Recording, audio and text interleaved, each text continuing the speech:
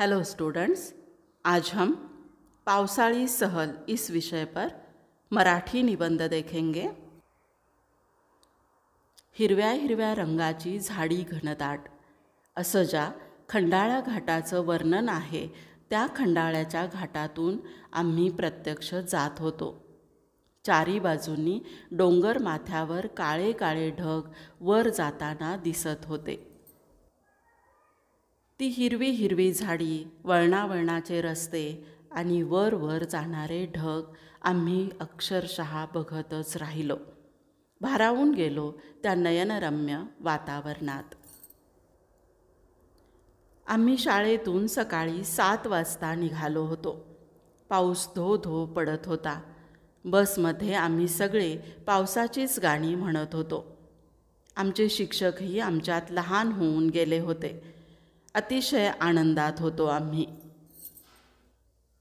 इतक्यात बसच्या ड्रायव्हर मामांनी आम्हाला सांगितले, आपण राजमाचीवर पोहोचलो आहोत।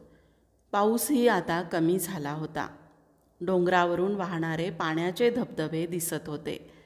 सूर्याच्या किरणांमुळे पाणीही सोनेरी झाले होते। निसर्ग आणि त्याचे चमत्कार बघत बघत आम्ही खंडाळ्याला आलो। पावसाचा लपंडाव चालू होता। आम्ही एका वेगळ्याच दुनियेत होतो। मध्येच आमच्या सरांनी मक्याची कणसं विकणारा विक्रेता आम्हाला दाखवला आणि आम्ही सर्वजण त्याच्याकडे धावतच गेलो।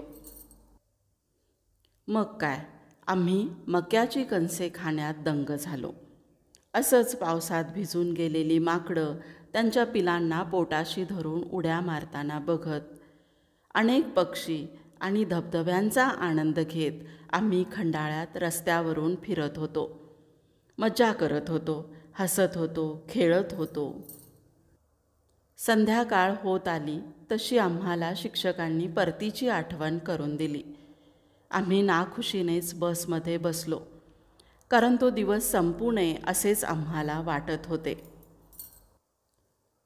आपको निबंध अच्छा लगा हो तो एक लाइक करना ना भूलें, और अब तक आपने मेरे चैनल को सब्सक्राइब नहीं किया है तो ज़रूर सब्सक्राइब करना, बेल आइकॉन भी प्रेस करना। धन्यवाद।